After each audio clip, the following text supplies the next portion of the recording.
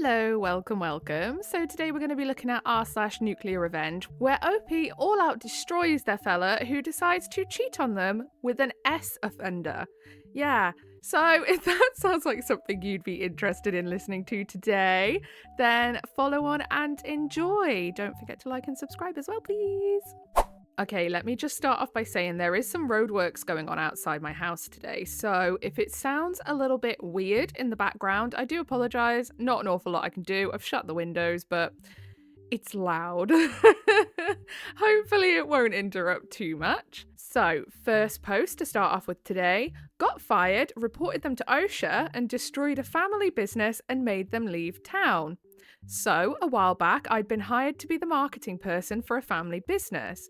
It was a fitness equipment liquidator that had been founded by a gold medalist Olympian. He had fallen into some mental health issues and had delegated his wife to take over the business. She didn't have the experience, but took the reins anyways, and she and her children ran the place, albeit with some success. So, this is where I come in. The first red flag I should have seen was that she was trying to screw over the recruiter by wanting us to do a side deal to pay me technically less, but still more than I would have gotten without the recruiter as the middle person. But I was in bed and I didn't think too much about it. The next thing was how embedded the family aspect was in this business, that there was basically no distinction between the employees and family affairs being wrapped up in their work environment too. But I was just happy to finally be in a space where I felt welcome and almost love-bombed by the CEO, who treated me like one of her own children. Always lots of hugs and kisses during good morning Ew, that is too close for comfort. Ugh. If I had a boss and they tried to hug and kiss me, I tell you what, I have a big mouth, so I would probably be very mean about that, because that is just a really weird violation, I feel like. But okay, let's carry on. Always lots of hug and kisses during morning meetings as if we were coming downstairs for breakfast. This is so friggin' weird already. I don't like this at all. Like, that is not professional, and I understand, obviously, that you can be, comfortable and have fun with your colleagues and have a nice, close working relationship, but this is just odd. From straight off the bat, this is odd. Meetings ended up turning into brainstorming sessions because the CEO's children and the workers were so scatterbrained and didn't want to commit to any specific plans of action, and I was basically on my own when it came to any marketing of anything because nobody would actually participate if it came down to it. About a month or so into it, I get ambushed by the CEO and her daughter, who was like the operations person technically or something. Both were wondering why we hadn't achieved as much as I had wanted to. And when I explained that I didn't really receive much help or participation from anyone, suddenly it became all about blaming me for everything wrong, and why sales were down and why nothing was exponentially growing as she hoped they would. I explained what actions I had taken and that I was doing exactly what I said I was going to do. It wasn't my fault nobody wanted to help when they said they would. It didn't matter. They wanted me gone because they expected the moon in 3 weeks' time and the zero budget and zero help from anyone else. So I just left. What do they expect? If you can't get your act together, you're not going to get anything done. This is what I mean. Having such an unprofessional working environment is clearly going to screw you over. It's all good and well having moments where you enjoy a little bit of banter at work and have a laugh with your colleagues, but unfortunately, if no one's doing anything, nothing's going to get done. What do you expect?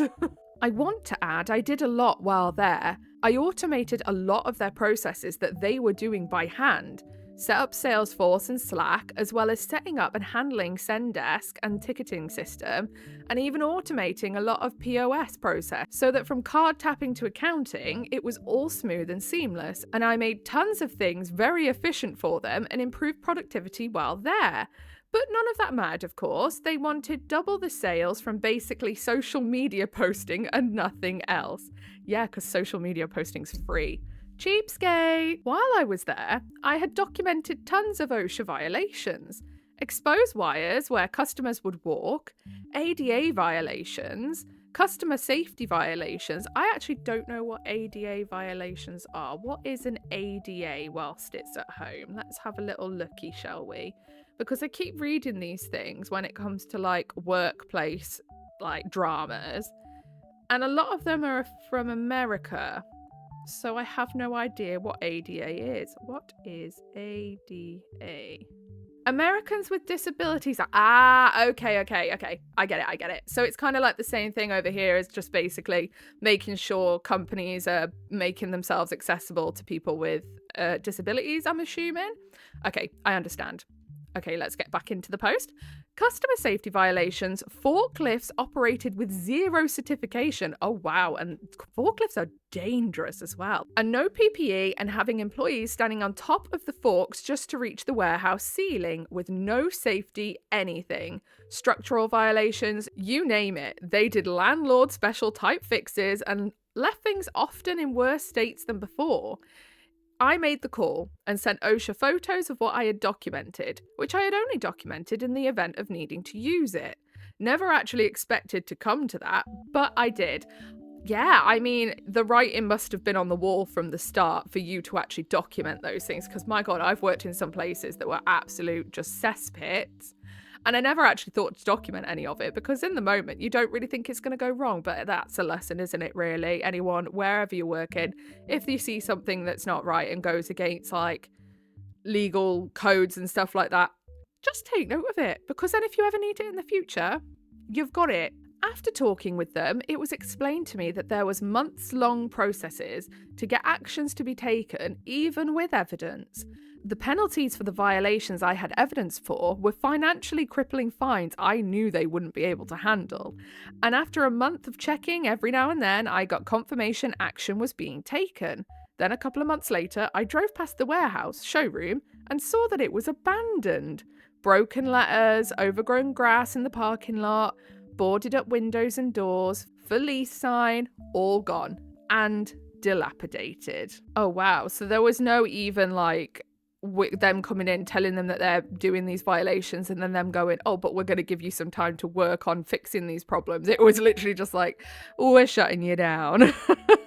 Wow. While I was placing those calls, I was also reaching out to my realtor friend, who is super good at what she does, saying that we should time it right so after these fines and penalties that she can drop literature off at their doors until they're convinced to sell.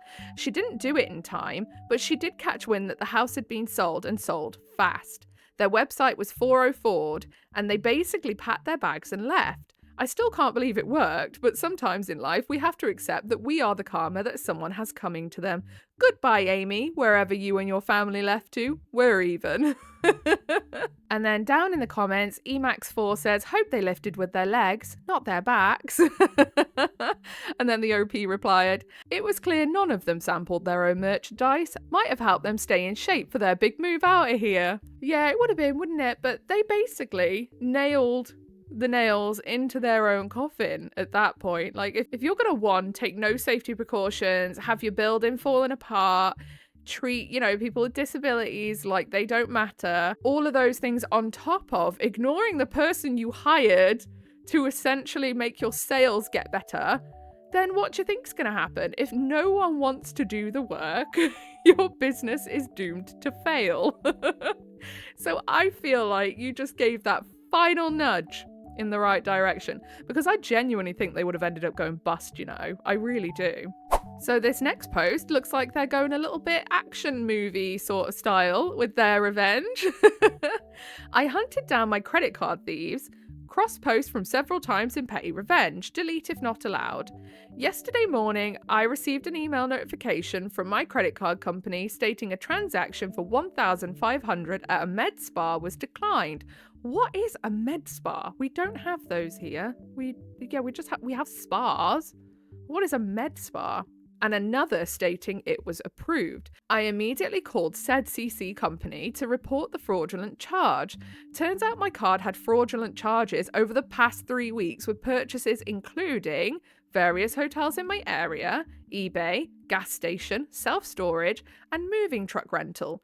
I rarely use this card. The last time I used it in person was in February, and the last online purchase in 2023. Fortunately, my CC company flagged all recent charges and closed my card. Wow, very unfortunate to have a bank, or, well, it's not a bank card, is it? Sorry, a credit card that you barely use get defrauded. Normally it's like ones that you use often and like you're putting it into dodgy chip and pin thingies and then it reads your info and that's how they do it, isn't it? So yeah, how unfortunate, but I cannot wait to see how you got your revenge. This morning, my significant other had a doctor appointment in the same city as a hotel purchase made yesterday. After the doctor, boyfriend asked me what I thought we should do today. I said, well, you wanted to shop for some new shoes, or we can swing by this hotel up the street and see if the credit card thieves are still there. Two very different options. The amount seemed like it would cover 2 or 3 days, so boyfriend and I go to the hotel to see if the people were still checked in, and to let them know that the card was stolen and the charges would be reversed. Front desk lady was miffed. She was able to find the reservation by card number and noted that the person kept changing cards to pay for the room. Of course, they didn't tell me the room number, much to my boyfriend's dismay. Boyfriend was hoping to get a room key to take their stuff. LOL, right. Just go in and be like, the thieved becomes the thieves. I called the CC company and they asked me to call the police. I called the sheriff department and they arrived within 20 minutes. I was surprised they even came. Yeah, I'm surprised they even came, to be honest. I'm surprised the credit card company wasn't just like, yeah, no, there's not a lot you can do. Don't go, the general spiel of don't go trying to deal with it yourself. Don't go and see them. The police probably won't bother coming. So just let us deal with it. Because normally that's like what you hear of them saying, isn't it? So I'm surprised by that. And I'm even more surprised that the police came. I gave them my report, my ID, and my credit card. The deputy asked if I wanted to prosecute. I said yes. But can I prosecute if the credit card company is going to refund all the money anyway? I would imagine so. They still tried to steal your money and defrauded your card. I don't think it matters if you get that money back. That would be like a bank robber going and robbing a bank and then going, oh, no, you can't arrest me. Look, I'm going to give it back. I've given it all back now. They'd still get arrested. Then they went inside and spoke to the front desk who provided them the invoice. Boyfriend and I waited outside in front of the lobby. Then, through the automatic sliding doors, I hear the front desk lady yell, "That's him! He's trying to leave!" Get him! A light Hispanic dude with a bull terrier and several bags gets placed in cuffs. Wait, a bull terrier? I don't know what a med spa is. I have said this already. I don't know what a med spa is, but when I hear the word spa, I think of like beauty treatments, like massages, things like that. And I know for a fact if you tried to take a dog into a spa in the UK, you'd get swiftly turned around and told to leave. Anyway, he gets brought outside, searched, and Doggo gets cuffed to a trash can. Now, I know it would have been attached by the lead, but all I can imagine is this dog just like in handcuffs around its paws, and it's making me laugh. Then another little Asian guy gets brought out in cuffs. A third deputy arrives and brings out a fancy Asian lady with a face full of fillers, 2 suitcases, and a Coach backpack. Oh, okay, so they're like a little organisation, it sounds like. It sounds like they do this a lot. 4 officers start going through the backpacks on the hood of their car. We see passports, IDs, credit cards. What's the bet? None of them are their own. They pull out a big credit card printing machine and a laptop. Then they pull out a big Ziploc bag filled with crystal mimimir. And the cop exclaims, "Here we go. Oh, so the rest wasn't enough for you, Mr. Policeman?" And he turns towards us to flash a smile. 2 of them go back to search the hotel room and bring down 2 bags with more dres and a scale, 4 car keys, and a big wad of cash. Unfortunately, none of the cars were in the parking lot, and the perp said that they have been travelling by Uber. The cops contacted one of the thieves' friends to pick up the dog, who arrived pretty quickly. It was an older Asian dude with tattoos, flashy jewellery, in an old luxury SUV. Don't worry, we got his pics and license plate.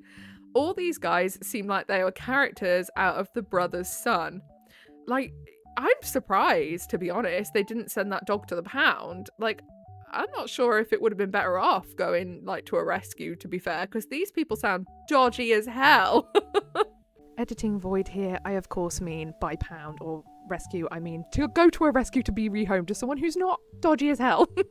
The deputies then gave me all the paperwork and told me that one of the guys said they stole my card off of the internet. I would have guessed that they used a scanner while I was at the fair a few weeks ago. I find that so weird because I haven't used my card online in almost a year. Apparently they made a physical card that had a different name on it. Yeah, because you don't use that card, so it's going to be very easy for you to pinpoint where it was probably copied and cloned. Anyway, I walk inside to give the front desk a copy of the incident number, and then I remembered something else. I remembered seeing another transaction for a storage unit that was made yesterday and 2 charges at a rental truck company. I go outside and talk to the sheriff and asked him if he wanted me to try and figure out where that was. I was able to track down the storage location to a city about 15 minutes away, but no can do on the trucks. I called the storage place and they confirmed that a payment was made with my card, but would not give me the unit number. From there, the sheriff said it was out of their jurisdiction and they would try to get a search warrant, but that might take a while. However, it might be helpful if I made a police report with the other city. So, with nothing better to do, I drove my ass over there and made another police report regarding the storage unit.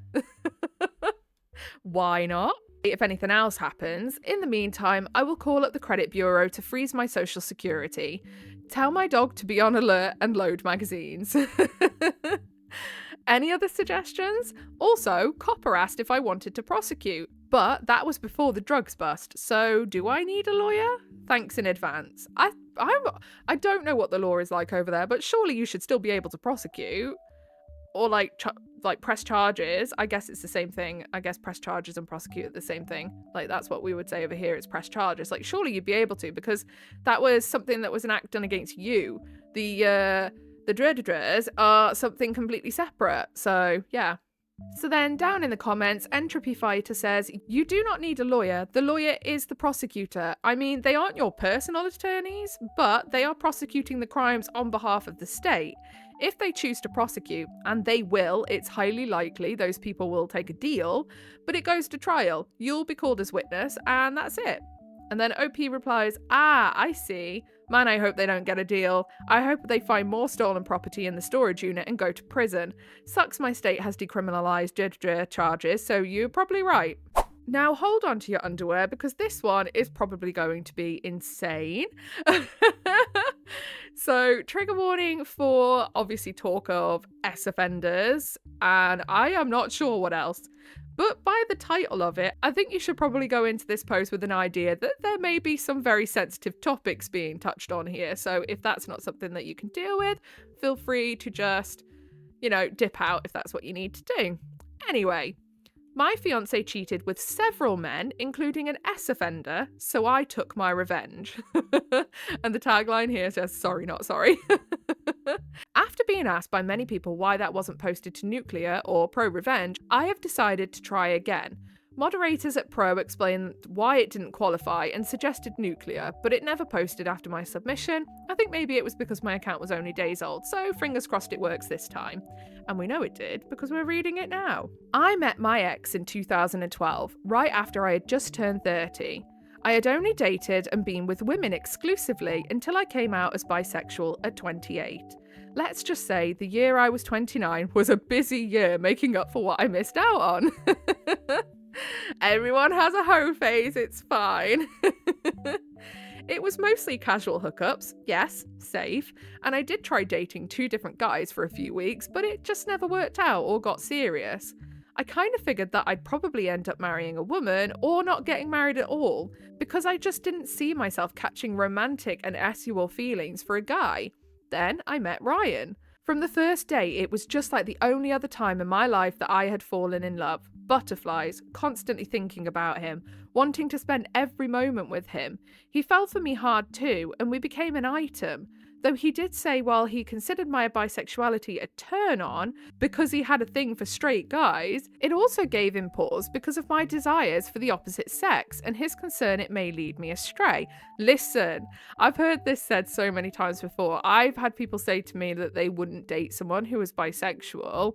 When you're just talking, having conversations about the sort of people you date. And quite often I've heard the rhetoric of people say, oh, I wouldn't date someone who's bisexual because then I'm going to have to worry about men and women. And it's like, hold on a minute. If they're going to cheat, they're going to cheat, whether they're straight, bisexual, a friggin' alien from outer space. Like, they're going to do it anyway. It makes no difference how many options they have. Cheaters will cheat no matter what. I thought about it and understood it was a legitimate worry, but assured him that I couldn't even think about anyone else because I was really into him. No, I knew he was the one by the end of the first month, and I was in love, but I wasn't going to say things too soon and risk scaring him off. On our first date, he admitted to me that he was legally blind due to a genetic disorder and that it was progressive, and eventually he would only have a sliver of his peripheral vision. He immediately said he understood if I didn't want to see him again because no other guy had wanted to date him and be his driver all the time. I grew up with a brother in a wheelchair who never learned how to walk or talk due to a misdiagnosed meningitis at 6 months old back in the 70s. I told him that and said what my brother had was a severe disability, so in my perspective, his blindness had no effect on my feelings, and that always being the driver was a small sacrifice just to be with him. The following years were bliss. We brought out the best in each other. My family, who was surprised but very supportive when I came out, adored Ryan and treated him like family and said that I acted happier since that we'd been together. When I met him, he was working part-time in retail and had done very poorly in high school because he had lost a lot of his confidence as his vision deteriorated. I told him that one thing I did insist on was that he do something with his life because he had too much to offer and that I would help. He said that he'd wanted to be a teacher but didn't think someone with limited vision could teach. Nonsense. So I put him through community college for 2 years and then 2.5 years of local university and finally the 1-year teacher certification program as required by California. I drove countless miles and I paid hundreds in public transport costs for him, never blinking an eye or complaining. Aww, that's really sweet. And he's gonna friggin' ruin it, as we already know by the title. Ugh. We'd been together for 7.5 years and we were engaged to be married in October by the time he was in his last semester of his teaching certification, which involved his students teaching at his former high school with his favourite teacher from his days in school. Then the pandemic hit and schools closed. Fortunately, he'd had enough hours in the classroom that he would still qualify to be a certified after the governor issued a waiver via executive order. On the third day of the stay-at-home order in March, my life crumbled when I innocently found out he had cheated on me with an ex, all because he handed his phone to me to show me something on Instagram. I accidentally fat-thumbed the back arrow when he gave it to me, taking me back to the list of all of his messages. I looked and recognised the name of his ex, Johnny, as the second message. Dated a week ago. I clicked on it and my heart sank. Directions to my house, pictures, dirty talk, and reassuring Johnny not to worry about me because he had my location on my Find My Friends, just in case I came home from work. That's disgusting. Not only was he cheating on you, but he's cheating on you in the house that you share. Absolutely foul. I think cheating is disgusting enough, but there's an added element of just absolute abhorrence when the person brings somebody into the home they share with their partner. Gross. It's like violating your private, personal, safe space. I immediately started screaming, demanding to know everything, and he admitted to having his ex over twice for S and that they didn't... Oh, no! And that they didn't use protection. Johnny was engaged to his girlfriend during this, adding another victim. Also, they're just swapping God knows what round as well.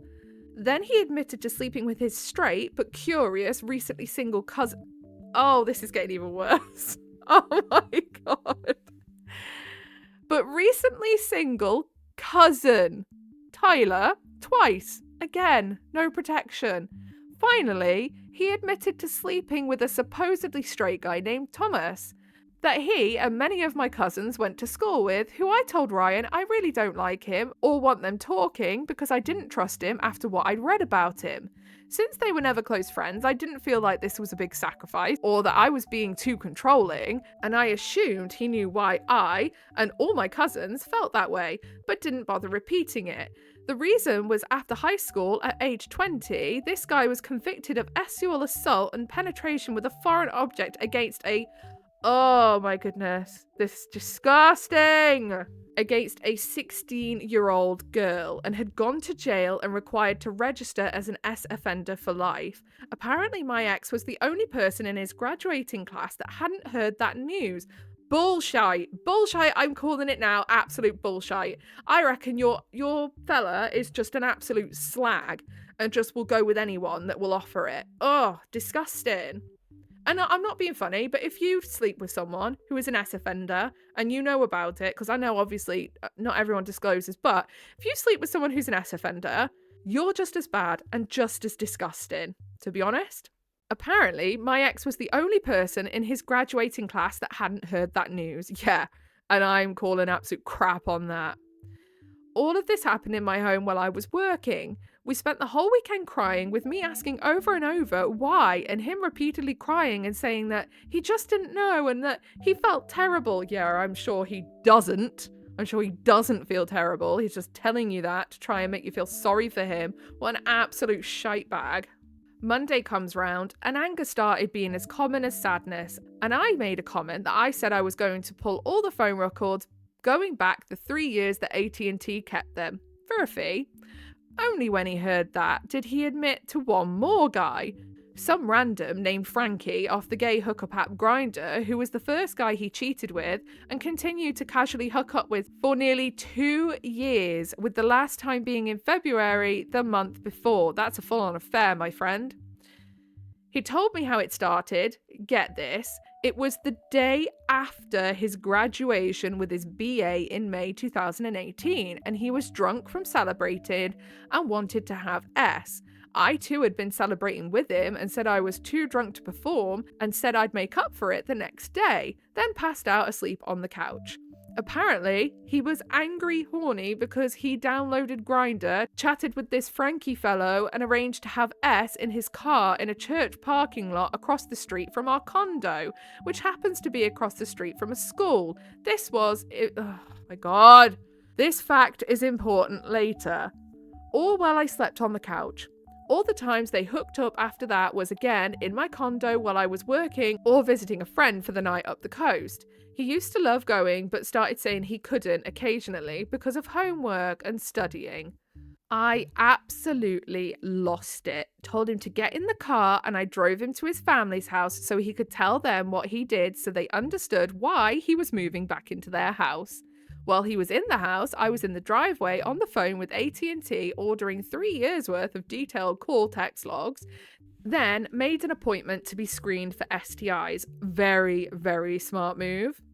I suspended his service until he could figure out how to pay for his own damn phone. Then I temporarily changed all his passwords on the social media accounts he cheated with, and to make sure he couldn't hide more evidence, so only I would have access to his cloud. We shared each other's passwords on his suggestions years before. I also called the bank and issued a stop payment on his final tuition check that I had sent to the certification program the week before and hadn't hit the bank yet. Before deleting his social media except Facebook, I took screenshots of the entire Instagram conversation with Johnny and the ex and mailed the conversation to his fiancée, who deserved to know so she could see a doctor and get tested too. Yeah, absolutely. I'm so glad you did that because a lot of people don't think of the other people that are involved are completely innocent in that. His family was very religious and had kicked him out in high school for 3 days when he tried to admit he was bi, and only took him back in when he took it back. Needless to say, she ended it, he got kicked out, 1 down. He came back out to the car and we went home. I took his house keys and told him to say goodbye to our 3 pets and get packing. The entire time he packed, I studied those phone records to find out dates, times, and if there was anyone else he was leaving out. He answered every question I asked, and it was then that I discovered that Thomas, the S offender, and he had only had oral S in my home, and that the actual S was in the same parking lot he screwed the Frankie guy in. Classy. The wheels started turning, and the next day I walked over to the church, and sure enough, I spotted a camera. I spoke to a secretary, sweet old lady, at the church and informed them about a registered S offender having S in their lot, and that not only was it a violation of his parole for his indecent exposure, but he was not allowed to be that close to a school, and I provided the date. I was in luck. They had a digital 2-year loop system that started deleting day by day after it had been retained for 2 years. It was April 2020 and he first cheated with Frankie in May 2018, and the S offender was in April 2019. I told them I was filing a police report and that probation would require a copy of it eventually. They said they would save the file and allowed me a thumb drive of both days to submit with my police report. Within a month, Thomas the S offender was locked up again. 2 down. Good, he should never have been let out. And he should have had his flaming nadgers and sausage chopped off, if you ask me. I also filed a police report against Frankie Guy. The police said it was a relatively minor infraction, but since it was across from a school playground and a skate park, they would follow up, but there would be no jail time. I researched the hell out of Frankie and called him to confront him. He was smug and admitted to knowing about me the whole time.